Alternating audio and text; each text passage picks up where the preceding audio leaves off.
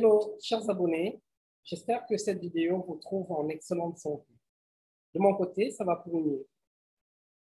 Imaginez un instant que vous ayez cet ensemble de données contenues dans ce tableau et que vous souhaitez faire de ces données, alors de ce tableau, un tableau de bord avec indicateur en feu tricolore. Naturellement, que ce soit dans la dernière colonne, on vous demande d'indiquer sous forme d'indiquer sous forme de feu les niveaux de réalisation, de façon à ce que pour les réalisations inférieures à 25%, on ait un feu rouge. Pour des réalisations égales à 25% et inférieures à 75%, on ait un feu orange. Et qu'enfin, pour des réalisations supérieures ou égales à 75%, on ait un feu vert, à peu près tel que présenté dans ce tableau. Pour y arriver, je vais vous indiquer deux petites astuces aujourd'hui. La première, ce sera l'utilisation des polices symboles. J'ai préparé pour vous, dans ce tableau, une série de symboles, d'accord, que je vais vous présenter et qui émanent simplement de l'application des polices bien précises sur les lettres de l'alphabet français. Vous verrez par exemple là que sur la police Arial, vous avez ABC jusqu'à Z, d'accord? Les mêmes lettres sous la police bloc sheet symbole 7 se présenteront donc sous forme de symboles ainsi que suit. Sous la police symbole, on aura A qui aura pour correspondant alpha, B qui aura pour correspondant bêta. Sur le symbole, ou alors sur la police wedding, on aura par exemple le G qui sera un carré, d'accord, le H qui sera une ambulance. Et enfin, on aura 8, 10, 3. Bref, je vous invite à parcourir l'ensemble des polices et à faire les mêmes exercices pour voir tous les symboles police qui peuvent exister. Ça peut être inspirant pour vous. Pour ce qui nous concerne, j'essaie de descendre plus bas et je me rends compte que là, j'ai effectivement un symbole qui peut résoudre notre problème.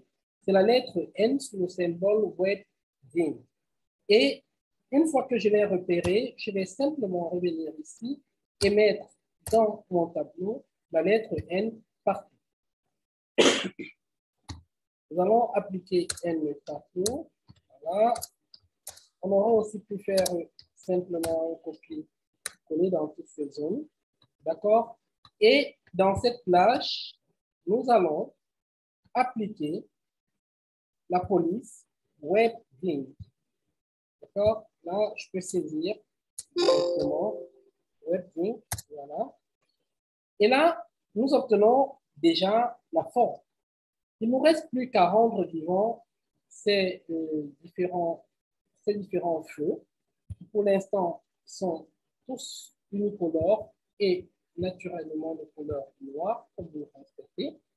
J'agrandis d'abord la police pour avoir quelque chose de similaire à la présentation qui a été faite précédemment. Une fois que ceci est fait, je passe ensuite à l'utilisation de la deuxième astuce que je vais vous présenter, c'est naturellement les mises en forme conditionnelles. Les mises en forme conditionnelles sont des outils Excel qui sont d'une puissance incroyable, d'une puissance inqualifiable et qui sont très peu utilisés. Dans tous les cas, pour en savoir entièrement sur l'utilisation, par exemple, de l'outil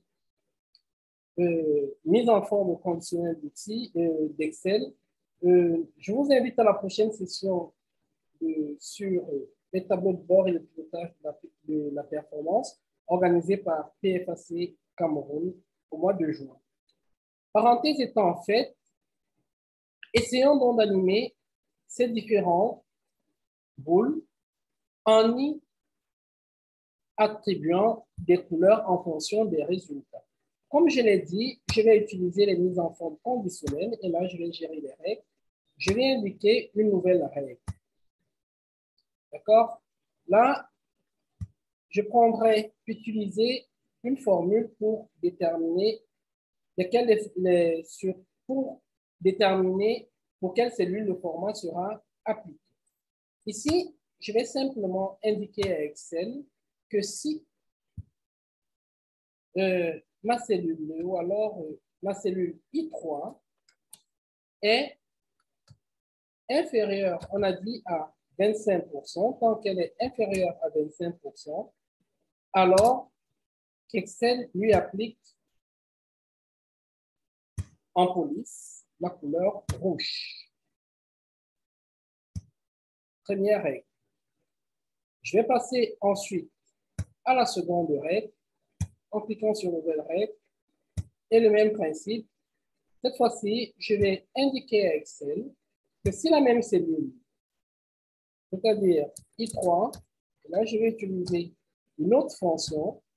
Dans le cadre de notre formation, nous verrons toutes les fonctions utiles de Excel, d'accord, qui sont, je ne manquerai jamais de me répéter, d'une importance capitale. Donc, si I3 cette fois-ci est supérieur ou égal à 25%, supérieur ou égal à 25%, et que le même I3 reste inférieur à 75%, alors je vais demander à Excel de lui appliquer en couleur de police la couleur orange. Merci. Là, je vais prendre celle-ci qui est un peu plus foncée. Très bien. Deuxième règle appliquée. Et je vais appliquer la troisième en indiquant que si cette cellule devient supérieure ou égale à 75%, alors qu'il lui soit appliqué la couleur verte. D'accord? Je vais demander à Excel d'appliquer en police la couleur verte. Très bien. Voilà, j'ai achevé avec les trois conditions, d'accord, qui sont tous appliquées sur la cellule J. Tout ce qui me reste à faire, c'est de reproduire cette mise en forme. Comme ceci. Et je vais tirer là. Très bien. Vous voyez, on a obtenu le résultat qui était sollicité. D'accord? Nous avons à chaque changement, si nous mettons par exemple la 13, on avait 3, essayons de changer ici, mettons par exemple 14. D'accord? Vous allez voir qu'on aura 21%. Et là, la cellule est passée en rouge. Si nous mettons ici comme réalisation 25 par exemple, nous avons 4%. Si nous mettons comme réalisation, là, 56, nous mettons par exemple 100. D'accord? Nous avons 12%. Si nous mettons 45, nous avons 27%. Ici, vous voyez à chaque fois que nous changeons, les résultats changent. Si nous avons là 70, on a 11%. Et si en quantité prévisionnelle, on avait par exemple 8, on aurait 96% de réalisation. Et là, on aurait un revirement en vert. D'accord?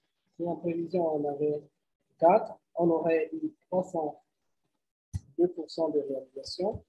Très bien, donc voilà, nous avons désormais quelque chose de totalement dynamique.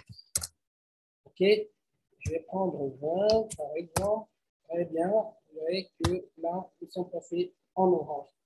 Voilà à peu près ce que je souhaitais partager avec vous aujourd'hui. J'espère que cette vidéo vous sera inspirante. Si tel est le cas, mettez-nous un commentaire si la vidéo vous a été utile et vos appréciations pour nous permettre de nous améliorer. Nous vous prions, chers abonnés, de ne pas manquer de faire un large partage afin de nous aider à développer notre communauté. Pour ceux qui veulent suivre une formation complète dans la session qui démarre en juin, Ne manquez pas de cliquer sur le lien juste en dessous de la vidéo. À très bientôt pour une nouvelle. Au revoir.